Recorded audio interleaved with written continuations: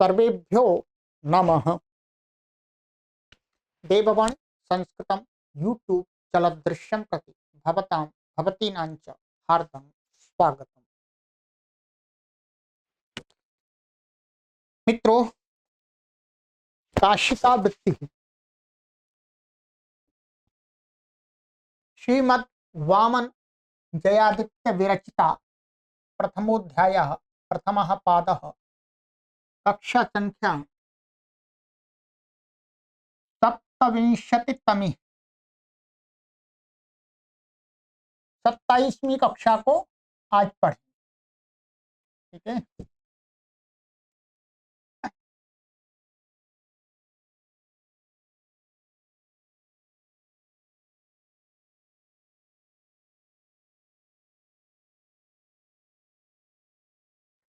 गत कक्षा में मैंने आपको एक सूत्र पढ़ाया था मात्र। अव्यय संज्ञा का जो मुख्य सूत्र था स्वरादि निपातम अव्ययम। ठीक है, चलिएगा अब उसके आगे आरंभ करते हैं।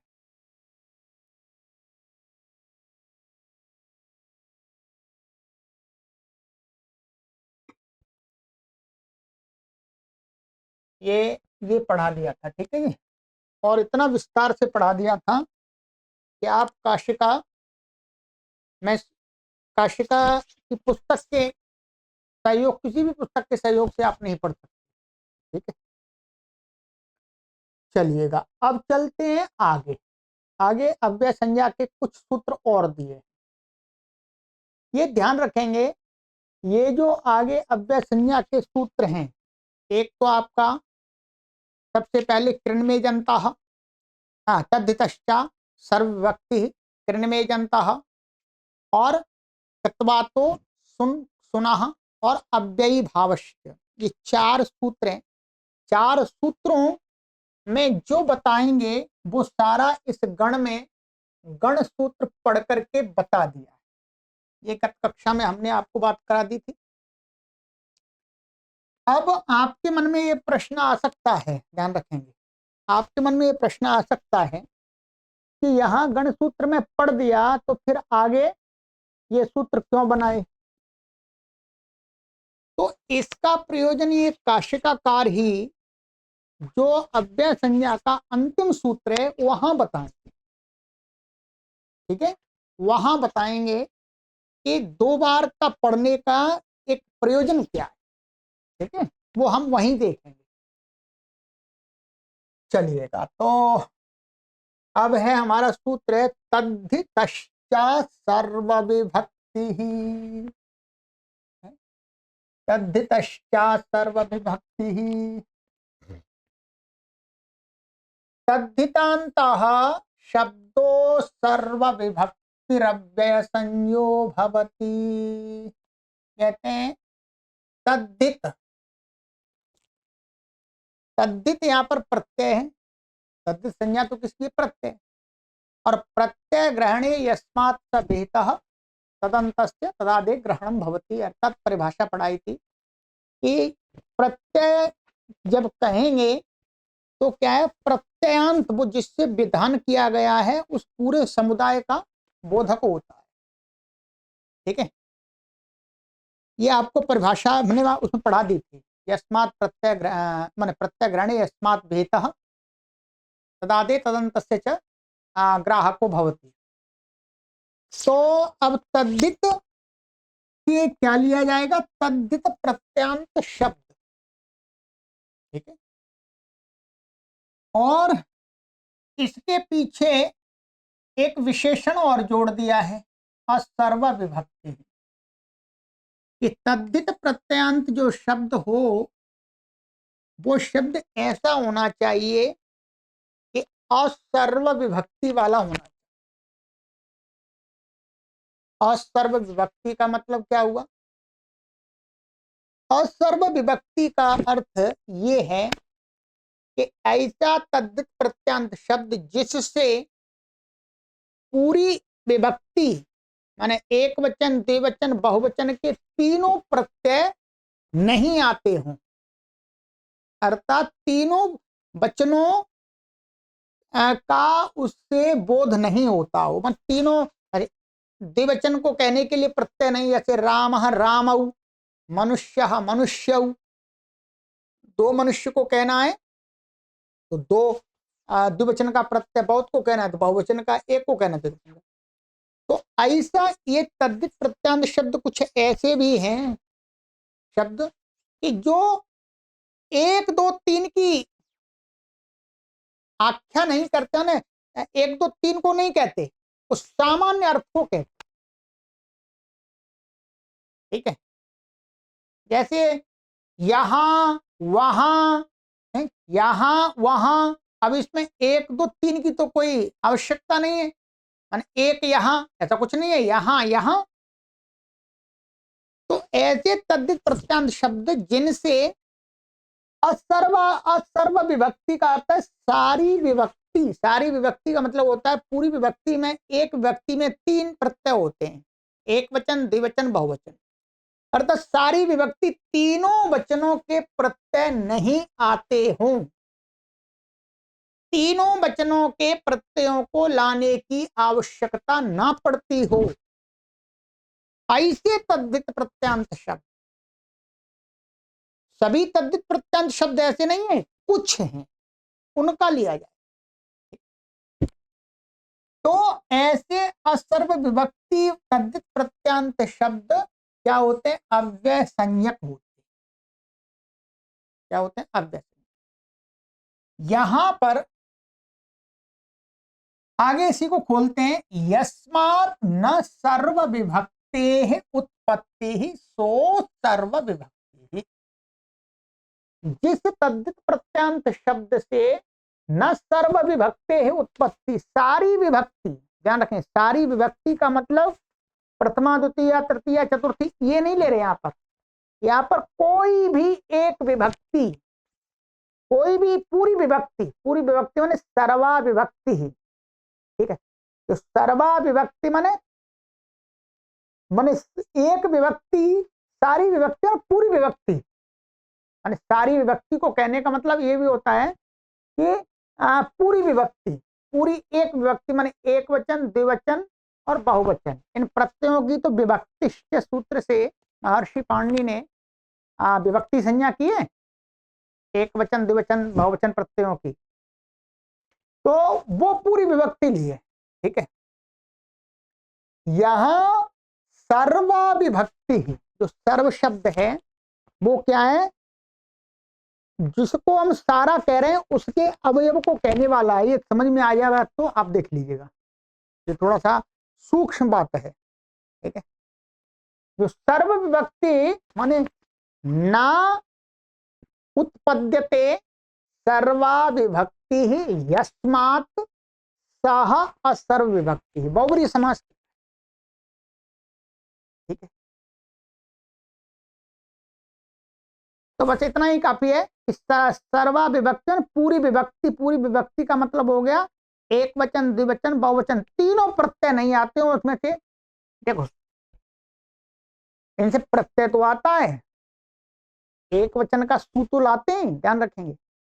एक वचन का सु सामान्य कह दिया है, उसको सामान्य उपसर्जन रूप से उसको स्वीकार कर लिया है कि यदि इसकी जो सुप्तिगंतम पदम, भाषा के अंदर, संस्कृत भाषा के अंदर बिना पद संज्ञा किए हुए कोई शब्द प्रयोग नहीं होगा। अपदम न प्रयुंजित, तो पद संज्ञा करनी पड़ेगी। पद संज्ञा के लिए सु स्वादि उत्पत्ति अथवा तिंग तिंग प्रत्यय लाने पड़ेंगे। तो तद्धित से सुप ही आते, तिंग तो आते नहीं है, तिंग तो आते नहीं है। तो उसमें एक वचन तो ले आते हैं। ये काश्य का यहाँ पे न्यास में इन्होंने बता दिया है कि एक वचन का जो प्रत्यय है उसको सामान्य स्वीकार किया गया है। ठीक है, ये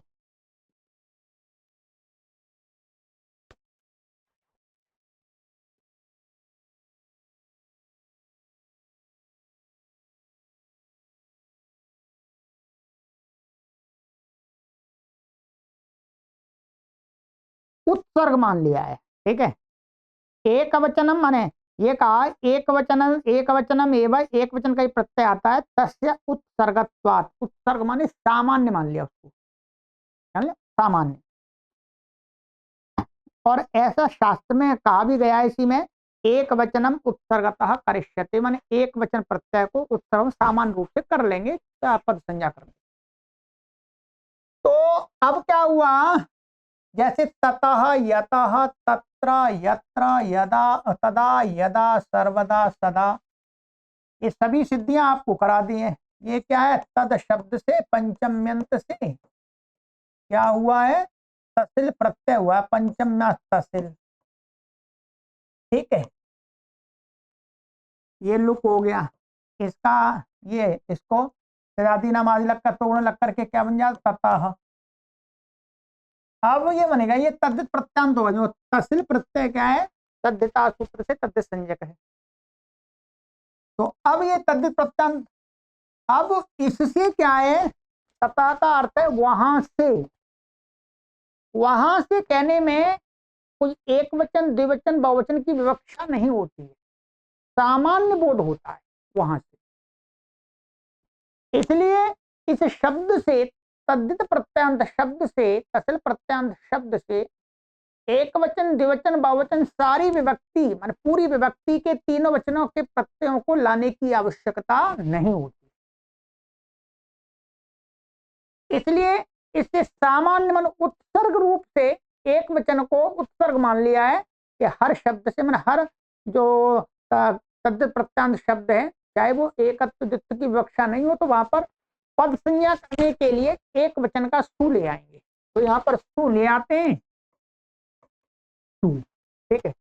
इसकी अव्यय संज्ञा हुई, अव्यय दाप सुबह से सुप का लुक हो जाए, पद संज्ञा भी हो गई। अब इससे द्विवचन बहुवचन नहीं आता, इसलिए तसिल प्रत्यय कैसा है, असर्व विभक्ति वाला। अब आपको स्पष्ट होना चाहिए, ठीक। इसी प्रकार से सिद्धियां सारी आपको करा दी गई हैं अष्टाध्यायी भाष्य प्रथमावृत्ति में, वहां देखेंगे आप, ठीक है।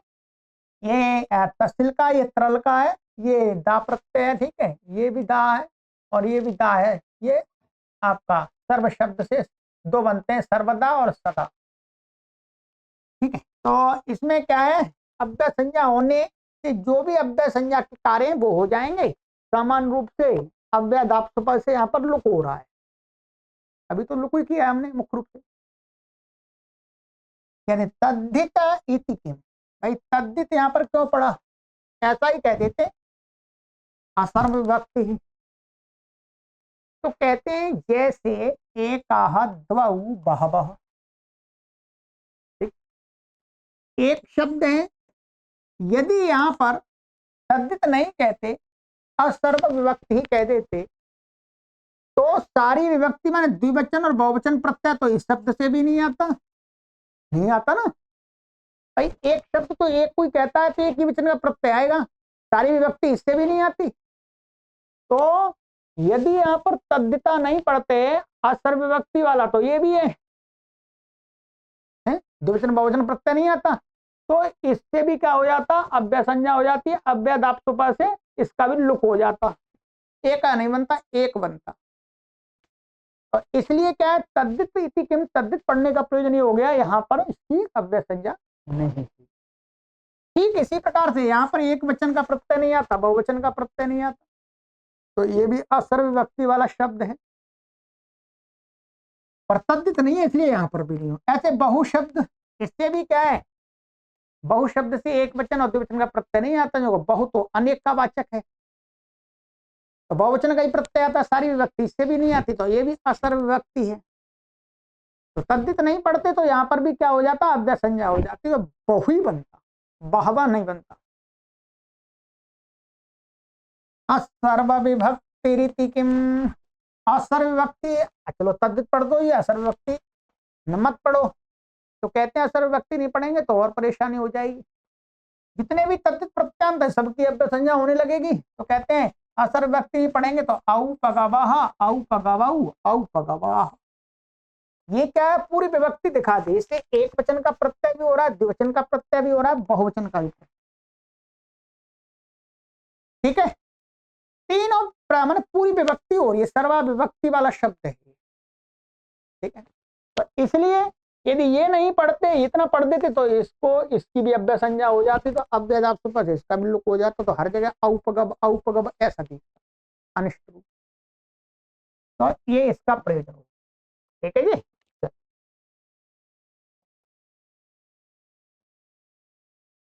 अब है आगे का सूत्र, सरल है। अष्टाध्यायी भाष्य आपको देखना पड़ेगा सिद्धियों के लिए। कृन में जनता, कृत कृत संज्ञा है, कृतिंग वाली। कृदयो मकारांत एजंतश्च तदंतम शब्द रूपम अव्यय संयम भवति। कहते हैं कृत जो मकारांत, कृत प्रत्यय, और वो कैसा होना चाहिए, वो प्रत्यय की बात कर रहे हैं, कृत प्रत्यय, और वो प्रत्यय के अंत में म होना चाहिए। अथवा एजंत, एजंत का अर्थ हो गया ए ओ आई औ, इनमें से कोई वर्ण अंत में होना चाहिए कृत प्रत्यय की। तो ऐसा कृत प्रत्यय माने मकारांत कृत प्रत्यय, अथवा एकारांत ऐकारांत ओकारांत औकारांत कृत प्रत्यय तदंत शब्द रूप। ठीक है, तदंत शब्द रूप की अव्यय संज्ञा होती है। सिद्धियां सारी आपको अष्टाध्यायी भाष्य में कराई हुई है। ठीक है, वहां देखेंगे। जैसे स्वादुकारम भूंगते, चटपटा बना करके खाता है, मन अच्छी मिर्ची मिर्ची डाल करके खाता है।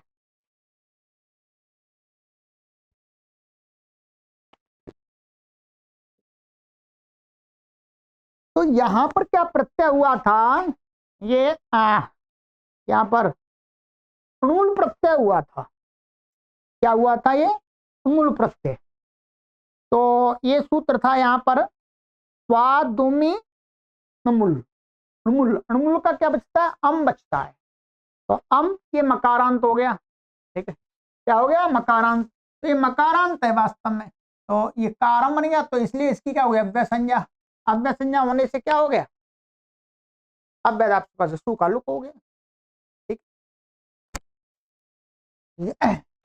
संपन्नम कारम भुंगते, यहां पर भी होगा लवणंकारम भुंगते, माने नमक मिला करके खाता है, नमकीन बना करके खाता है, तैयार माने अच्छा पका करके खाता है, भुजिया बना करके ठीक है, तो ये हो गया। ठीक है, सिद्धियां वही देख लीजिएगा। एजंता, एजंता बताते हैं वक्षेराया, ये एक आरंत हो गया। अभी बताएंगे, सिद्धि से बता दें हल्की सी। तावामेशे रथा नाम, तो यहाँ पर एशे हो गया, ये ऋग्वेद का दिखाया। ठीक है, कृत्वे दक्षाय जीवसे, ये जीवसे होगा एक आरंत। ज्योक च सूर्यम दृश्य, ये दृश्य हो गया एक आरंत। वक्षे, अब बता रहे हैं ये वक्ष्य कैसे बना है, ये अष्टाध्यायी भाष्य में सिद्धि भी कराती है। वहां देखें, वक्ष्य इति वच्च है सुमर्थे सैन कसे कसेन इति से प्रत्यय कुत्वे शत्वे चक्रते रूपम। या वच धातु से क्या किया है कि इससे से सैन इत्यादि प्रत्यय होते हैं, तो यहाँ से प्रत्यय ले लिया। से प्रत्यय का कृत है, तो से प्रत्यय करने पर फिर क्या है, चौकू से इसको कुत्तो हो गया, वच धातु के च शत्वे, और आदेश प्रत्ययों से शत्व हो गया प्रत्यय सकार को, तो क्या बन जाएगा, वक्षे, ये बन गया वक्षे। अब वक्षे, यहाँ पर ये वक्षे बन गया। अब यहाँ पर क्या है, ये कृदंत है, कृदंत होने स्वादित्पत्ति होगी, स्वादित्पत्ति होने से यहाँ पर सु आ गया। अब इसकी अव्यय संज्ञा होगी, इससे अव्यय संज्ञा होने से अव्यय आपके पास सुख लोक हो गया, ये प्रयोजन हो गया। एशे हमने एशे इति इणः से प्रत्यय गुणेशत्वे चक्रते रूपम, एशः की है हमने इण धातु से एशे बना लिया, से प्रत्यय करके ई को गुण कर लिया, और आदेश प्रत्यय से शत्व हो गया इसके सका प्रत्यय को, तो एशे हो गया ये। तो वही सारी स्थिति यहाँ पर भी है। जीव से इति जीव, जीवे रसे प्रत्यय रूपम, तो यहाँ पर जीव से बताया था ये आपका तो जीव धातु से असे प्रत्यय किया है इसी सूत्र से ही, ठीक है। ये सैन कसे घसे थे, असे प्रत्यय होकर के क्या बन गया, जीव से बन गया है, जीव धातु से, ठीक है, ये हो गया। और दृश्य इति दृश्य केन प्रत्ययो निपात्यते, दृश्य धातु से केन प्रत्यय ले लिया, केन प्रत्यय कर लिया तो केन का क्या का संज्ञा हो जाती है, अवचता है, तो दृश्य विखेच, ये इसमें उदाहरण देती है तो दृश्य बन गया, स्वादि उत्पत्ति होगी, लुक हो जाएगा, संज्ञा का प्रयोजन है, ठीक है। अंतग्रहणम औपदेशिक प्रतिपत्त्यर्थम। अब कहते हैं यहां पर भाई अंत क्यों लिया, भाई ये तो प्रत्यय है ना, कृत, और प्रत्यय के ग्रहण में तुरंत विधि हो जाती है, जैसे तू ऊपर लिया था तद्धितश्च सर्वव्यक्ति, वहां पर भी तुरंत विधि हो गई थी, तद्धितांत लिया था, वैसे ही यहाँ पर अपने आप ही ये कृदंत आ जाएगा, कारांत तेजंत कृदंत, अंत ग्रहण महर्षि पाणिनि ने क्यों पढ़ा, तो कहते हैं औपदेशिक प्रतिपत्ति, औपदेशिक अर्थात अंत इसलिए पढ़ा है कि उपदेश में अर्थात प्रत्यय अवस्था में जो मकारांत कृत और एक एजंत कृत, उपदेश माने वहां पर बाद में नहीं, बाद में सूत्रों के द्वारा एकारांत बनाया मकारांत बनाया नहीं, उपदेश अवस्था में होना चाहिए, ये अंत ग्रहण का प्रयोजन। अंत नहीं पढ़ते तो औपदेशिक अवस्था का और बाद में किसी सूत्रों के द्वारा बना हुआ हो उसमें भी हो जाता, इसलिए क्या कहते हैं, ते इह मां भूत, महर्षि पाणिनि कहते हैं मैंने इसलिए अंत पढ़ा है, इह मां भूत इन उदाहरणों में नहीं हो जाए, जैसे ये क्या है, आधये चिकीर्षवे कुंभकारेभ्य, अब क्या है, ये था शब्द आधि, और ये गे का चतुर्थी का एक वचन का रूप है, इसकी घी संज्ञा है, इसकी क्या है, शेषो घसखी से घी संज्ञा है। अब घी संज्ञा होने से क्या, घेर गित्ती से इसको गुण हो जाता है, क्या घेर गित्ती, देख लीजिएगा, घेर गित्ती से इसको गुण होकर के ए हो गया, और ये अब कोई कहे ये क्या है, वास्तव में की प्रत्यय है, ये कैसा है, की आंग पूर्वक धा धातु से की प्रत्यय होकर के आदि बनता है, और ये की प्रत्यय क्या है, कृत है, कृत के अधिकार में कृत प्रत्यय संज्ञा, ये कृदंत शब्द है। अब आगे चल के कृदंत कैसा हो गया, ये एकारांत हो गया। अब कोई कहे ये भी तो कृदंत ही है, ये कृत प्रत्यय का ई था उसको ए हो गया, तो ये एजंत हो गया, एजंत हो गया, तो इसको भी, इसकी भी अब अव्यय संज्ञा यदि हाँ होने लगे तो इससे उत्तर इसका लुक हो जाएगा, तो आधे कैसे बनेगा, आधे बनेगा, गलत।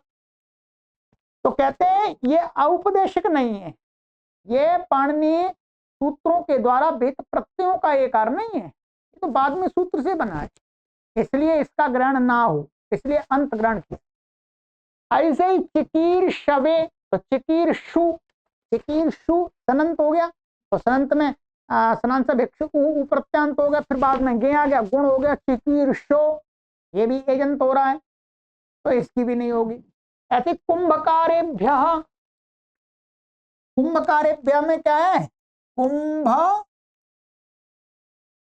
कार, ये अण प्रत्यांत शब्द है, कुंभम करोति है कुंभकार, कर्मण्यण से अण हुआ है, तो ये जो है अण प्रत्यांत कृदंत है।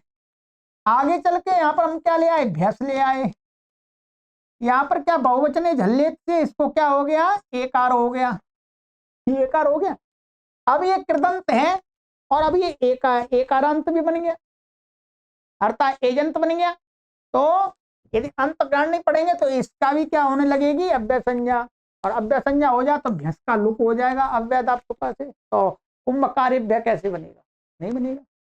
तो कहते हैं नहीं, ये कैसा है, औपदेशिक एकार नहीं है, औपदेशिक नहीं है, ये तो सूत्रों के द्वारा बना हुआ है, सौत्र है, औपदेशिक नहीं है, सौत्र है। सौत्र में सूत्र के द्वारा बना हुआ है, इसलिए इसकी ये एजेंट नहीं माना जाएगा। तो अव्यय संज्ञा नहीं हुई, यहाँ पर लाभ हो गया, ये अंत ग्रहण का प्रयोजन होगा। चलिए, दो सूत्र हो गए। अच्छा,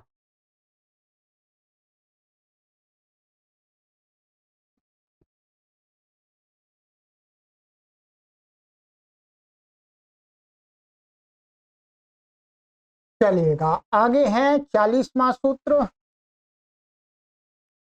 त्वा तो सुन कसुनः, त्वा तो सुन कसुन इत्येवमन्तं शब्द रूपम अव्यय संज्ञम भवति। माने कत्वा प्रत्यांत, तोसुन प्रत्यांत, कसुन प्रत्यांत शब्द रूप की क्या हो जाती है? अव्यय संज्ञा। सिद्धियां अष्टाध्यायी भाष्य प्रथमावृत्ति में देख लीजिएगा। तो उदाहरण दिया है कृत्वा, हृत्वा, ये त्वा प्रत्यय का हो गया, मुख्य त्वा प्रत्यय का, समान समान कर्तव्य पूर्व काले त्वा प्रत्यय होता है ह्री से। तो यहाँ पर भी क्या है? स्वादि उत्पत्ति होगी, अव्यय आपके पास उसका लुक हो जाएगा। तो सुन का पुरा सूर्यस्येते तोराधेयः, ये काठक संहिता का लिया है इन्होंने, काठक संहिता का है।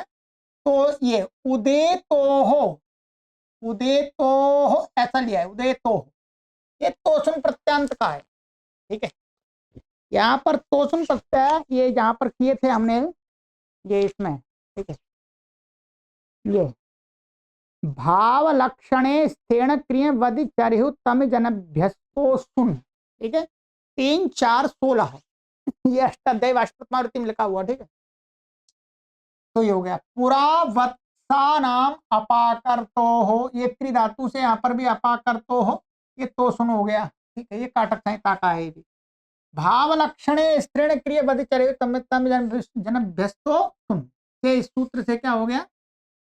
तो सुन प्रत्यय। ठीक है, इति इणः क्रिया तो सुन प्रत्यय, यहाँ पर तो उत्पूर्वक इण धातु से हुआ है और यहाँ पर अपपूर्वक त्रि धातु से तोषण हुआ है। ठीक है, कसुन प्रत्यय सृप्ति त्रिदोह कसुन, पुरा क्रूरस्य विस्तृपो विरप्तिन, तैत्रीय संहिता का है।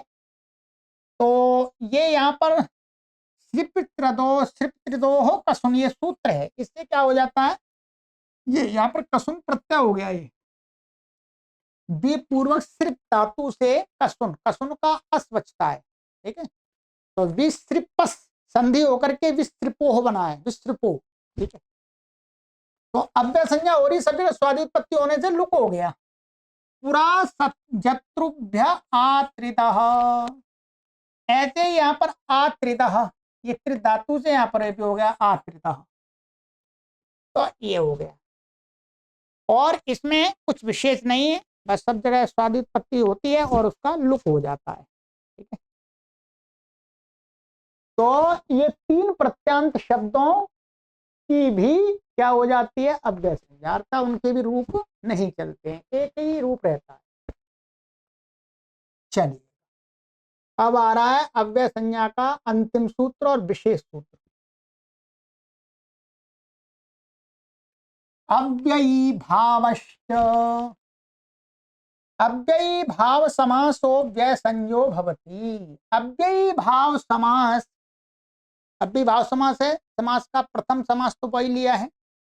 तो अव्ययी भाव जो समास है उसकी कहते हैं वो भी अव्यय संज्ञक होता है। तो कहते हैं भाई अव्ययी भाव समास की आप अव्यय संज्ञा क्यों कर रहे हैं? तो कहते हैं किम प्रयोजनम, भाई प्रयोजन क्या है? तो कहते हैं लुंग मुख स्वरोपचाराः, इसमें 3 बातें बतानी है, 3 प्रयोजन बताए अव्ययी भाव संज्ञा करने के। एक तो बताया लुंग, ये लुंग लकार नहीं है, ये वास्तव में क्या है? लुक है।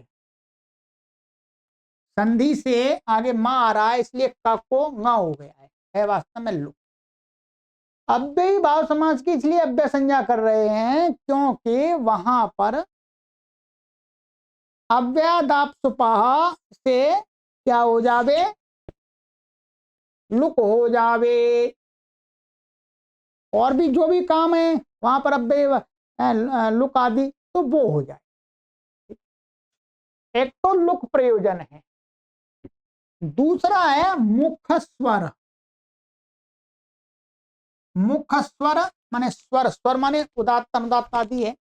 तो मुख्य स्वर इसके लिए एक वहां पर दूसरे अध्याय, छठवें अध्याय, सॉरी छठवें अध्याय के द्वितीय पाद में एक सूत्र है मुखम स्वांगम। मुखम स्वांगम से नीचे एक और सूत्र है, मैं सूत्र बता देता हूं आपको, चलिए।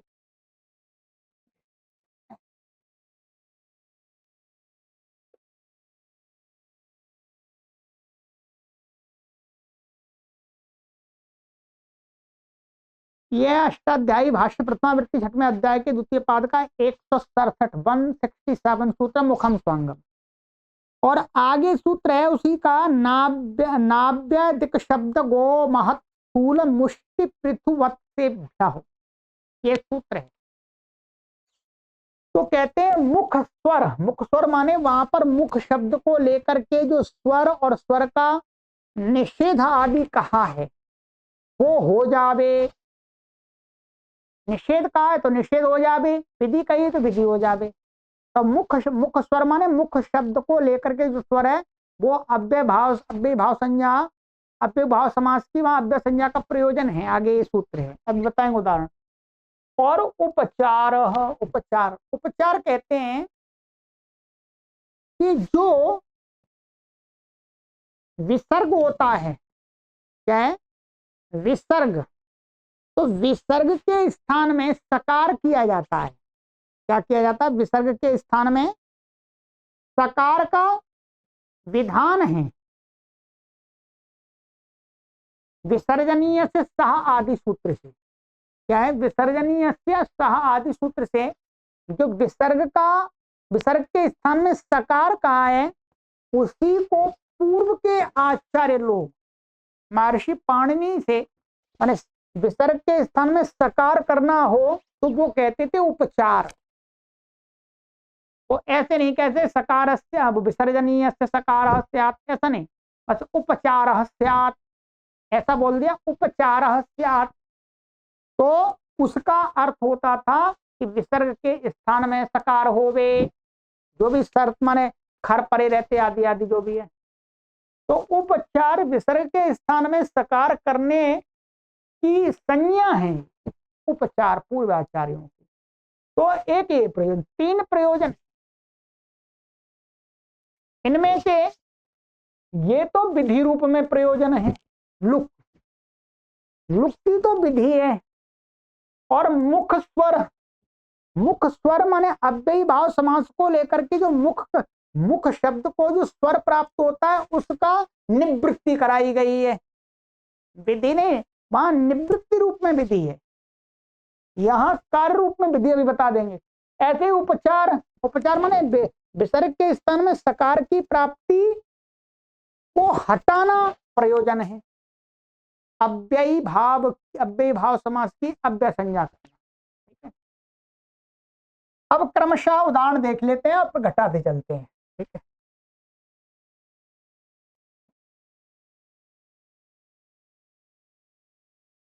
कहते हैं जैसे लुक, लुक में बताते हैं उपाग्नि प्रत्यग्नि तलभा पतंती। तो उपाग्नि में समास हुआ है, ठीक है। उप के साथ में अग्नि का जो समास हुआ है और उस समास इसमें समास होने से अव्ययी भाव समास हो गया इसमें, ठीक है।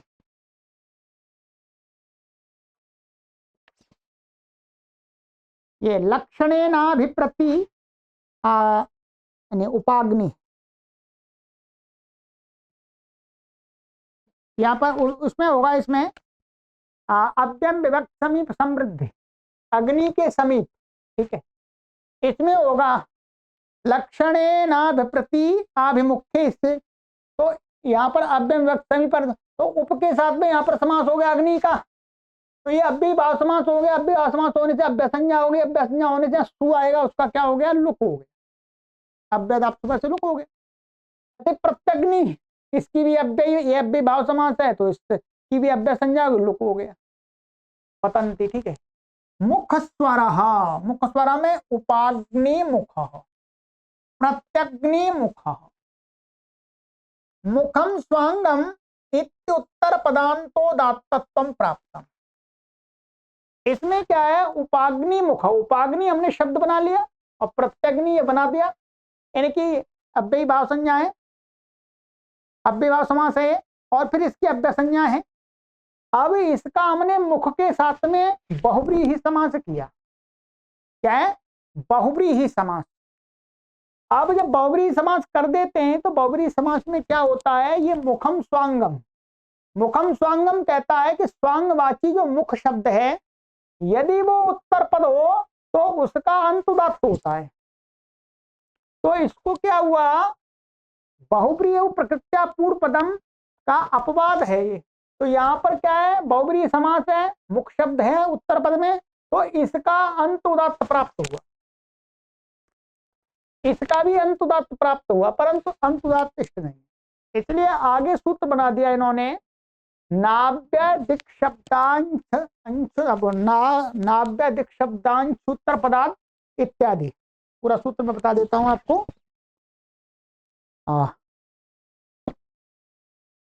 नाव्य दिक् शब्दा वो महत स्थूल मुष्टि पृथुवत्सेभ्य, ये है, ठीक है।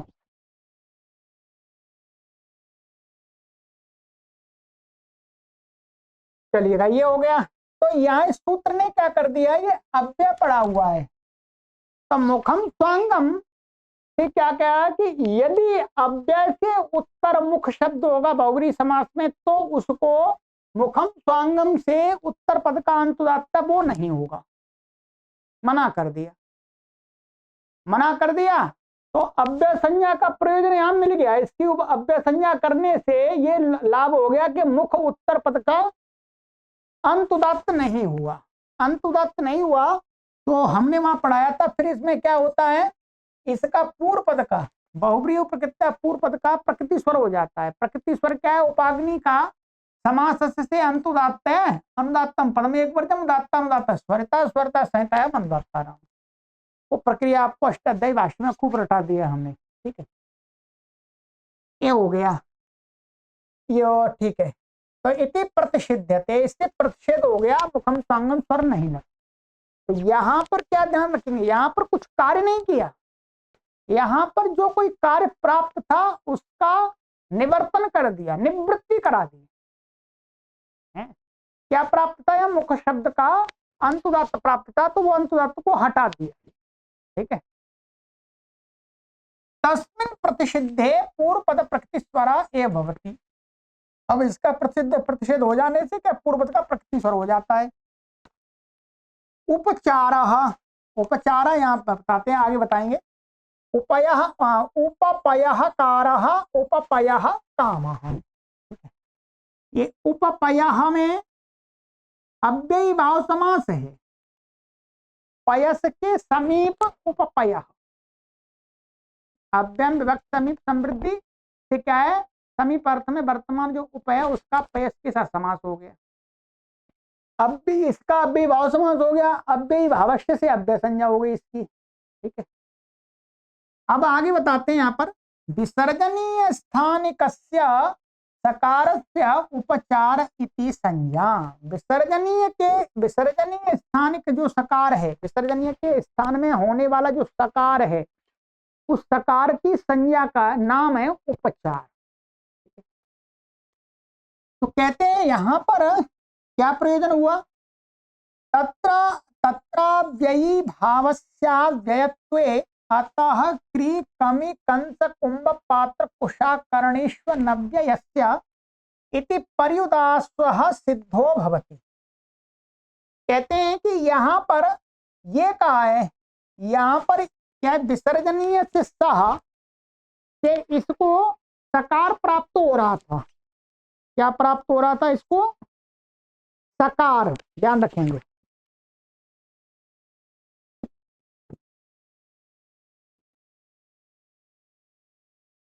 ये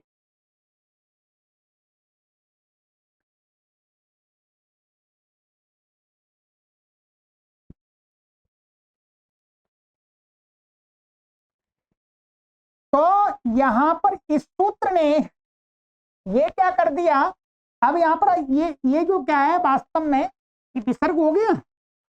अब आगे जो का है तो इसको क्या है विसर्जनीय से सा आदि से स प्राप्त होता है विसर्ग को खर के, ये सूत्र मना कर दिया। इसने कहा अतः ह्रस्वकार से उत्तर जो विसर्ग होता है उसको क्री कमी कंस कुंभ पात्र कुशाकर्णीषु, ठीक है, इन शब्दों के परे रहते कहते हैं अनव्यस्य, माने जो ये पूर्व पद है, जो ये विषय ये अकार से उत्तर है वो कैसा, जो पूर्व पद है वो अनव्य होना चाहिए, अव्यय नहीं होना चाहिए। अर्थात इनके परे रहते इनमें से क्री धातु का रूप यहाँ पर क्या वास्तव में क्री धातु का रूप यहाँ पर ये कारः, और ये कमी धातु का ये परे कामः, इनके परे रहते जो पूर्व पद में ह्रस्वकार से उत्तर विसर्ग को सकार होता है, वो सकार होता है तो क्या अनव्यय, अव्यय पूर्व पद नहीं होना चाहिए। अब यहां पर क्या है ये अव्यय है, अव्यय होने से क्या है इसने कहा माने इनको नहीं होगा, अर्थात अव्यय अनव्यय से माने अव्यय को छोड़ करके, तो ये तो अव्यय है तो इसका मतलब यहाँ पर विसर्ग को वो सकार नहीं हुआ इससे, विसर्जनीय से सा उसी का इसमें नियम कर दिया था तो इनके परे रहते, तो यहाँ पर इस सूत्र से विसर्ग को सकार नहीं हुआ क्योंकि यहाँ अनव्यय पड़ा है तो ये है अव्यय। सबसे पहले तो वास्तव में विसर्जनीय से सही प्राप्त होता है, परंतु आगे चल के नियम आदि बनते हैं वहां पर पढ़ाया आपको, तो यहाँ पर वास्तव में इससे इस सूत्र से यहाँ पर विसर्ग को सकार प्राप्त हो रहा था, तो अनव्यय का तो अनव्यय कहने से यहाँ हट गया ये अव्यय, तो क्या है यहाँ पर विसर्ग मन उपचार नहीं हो पाया, तो विसर्ग को सकार नहीं हो पाया, ये लाभ मिल गया, निवृत्ति हो गई। इति पर्युदासा सिद्धो भवति, पर्युदासा का अर्थ है इसमें जो अनव्यय में पड़ा हुआ है माने अव्यय को छोड़ करके, अव्यय को छोड़ करके होता है, अव्यय को कुछ नहीं कहा इसलिए हुआ ही नहीं, इसलिए ठीक है अव्यय, तो अनव्यय में परिदास प्रतिषेध लिया है, प्रसज्ज नहीं लिया है, नई ने जो निषेध किया है वो परिदास रूप में है, सिद्ध हो गया, ठीक है। सर्वम इदम कांडम स्वरादावपि पठ्यते, अब ये इतनी बात समाप्त हो गई, अब उसी बात पर आ रहे हैं जिसको मैंने सबसे पहले आपको बताया था कक्षा में कि सर्वम इदम कांडम स्वरादौ अपि पठ्यते, स्वरादावपि माने स्वरादौ अपि, ये सारा जो चार सूत्र हैं तद्दतश्च सर्व व्यक्ति किन्मे जनता और कत्वा तो सुना और अव्ययी भावश्च, ये पूरा का पूरा क्या है कांड मानी समूह रूप में, वहां पर स्वरादि निपातम अव्यय सूत्र में पढ़ दिया था, स्वरादि गण में थोड़ा सा भिन्न रूप में पढ़ा था पर ये बात यही थी सारी, ठीक है। पुनर्वचनम अनित्य जापनार्थम, पुनर्वचनम अनित्य जापनार्थम, फिर दोबारा ये महर्षि पाणिनि ने सूत्र बनाए, तो वो इस बात को ज्ञापित करने के लिए बनाए कि इन सूत्रों से जो संज्ञा होती है अव्यय, वो अव्यय संज्ञा वो अनित्य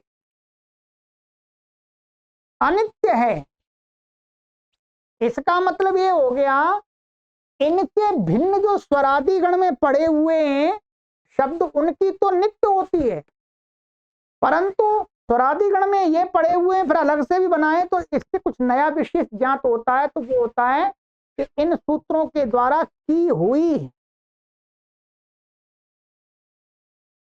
जो मुख्य रूप से अभी बता रहे हैं ये हो गया, ठीक है।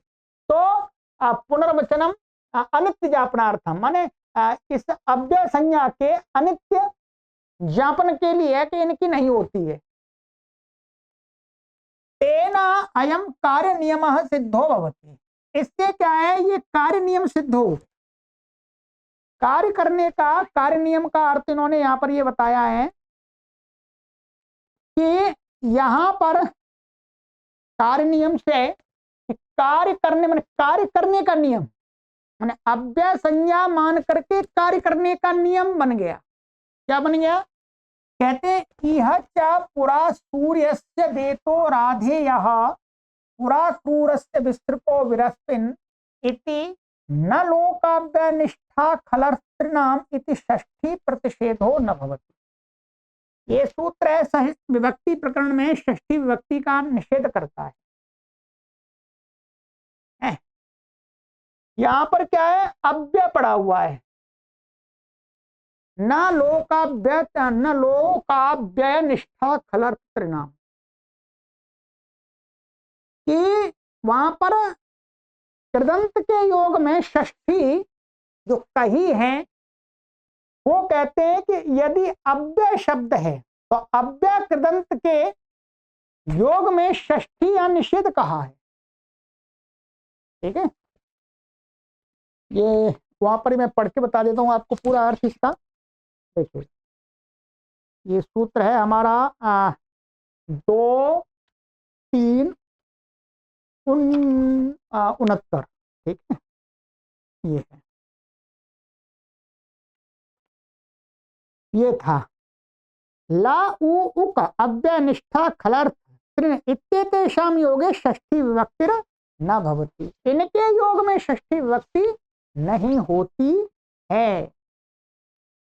तो अब अच्छा, अब जैसे यहां पर जैसे ये है विस्तृप, इनके योग में इसमें षष्ठी का निषेध प्राप्त था। ये क्या है, ये कृदंत है और ये अव्यय बन गया है। तत्वा तो सुना से ये अव्यय है, ये अभी तो बताया अव्यय, तो अव्यय बन गया। तो अब यहां पर क्या है, इसमें सूर्य का उगना, ये क्या है, कर्म में षष्ठी प्राप्त हो रही थी।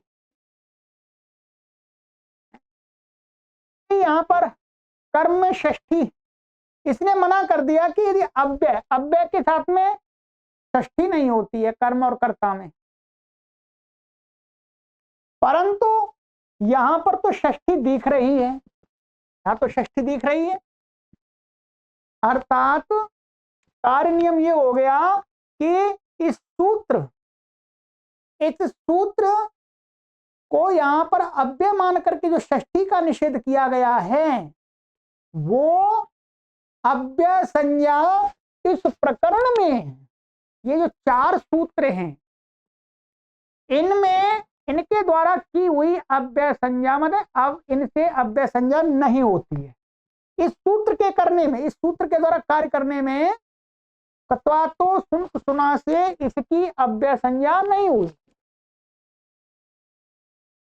ऐसा नहीं कि इसकी हर जगह नहीं हुई, इस कार्य, यहां पर कार्य नियम का है, कहीं पर कार्य करने में, अर्थात इस सूत्र के कार्य करने में इसकी अव्यय संज्ञा नहीं मानी जाएगी। अव्ययादाप्तुपा से लुक करने के वहां तो इसकी अव्यय संज्ञा मानी जाएगी। ये अनित्यत्व संज्ञा का जाप, माने कुछ कार्य करने के प्रति तो ये सूत्र अव्यय संज्ञा कर देते हैं और कुछ कार्य करने के प्रति ये अव्यय संज्ञा नहीं कर पाते, इसलिए महर्षि पाणिनि ने अलग से दोबारा पढ़ा। ये इसका प्रयोजन बताया है काशिका का। ठीक है, तो यहां पर इसकी अव्यय संज्ञा नहीं हो पाई, इसलिए यहां पर षष्ठी का प्रतिषेध सूत्र नहीं कर पाया। ठीक है, तो अब आपको स्पष्ट हो गया वहां किस लिए पढ़ा है, इसका ये प्रयोजन, माने कुछ कार्यों को करने के प्रति,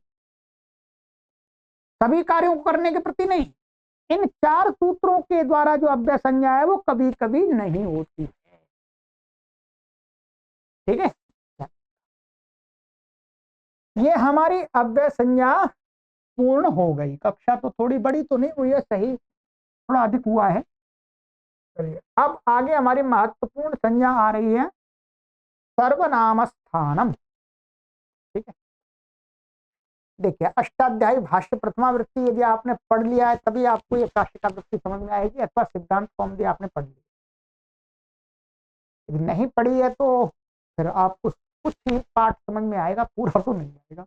इसलिए अष्टाध्यायी भाष्य का हमने पूरा कोर्स तैयार रेडी कर रखा है, उसको आप एक बार पहले अवश्य पढ़ें यदि नहीं पढ़ा।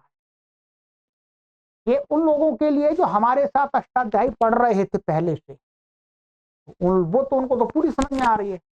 यदि आप भी पूरी तरह से समझना चाहते हैं तो पहले अष्टाध्यायी भाष्य को पढ़ लीजिए, यदि आप नए हैं तो, पुराने हैं तो फिर पढ़िएगा आराम से।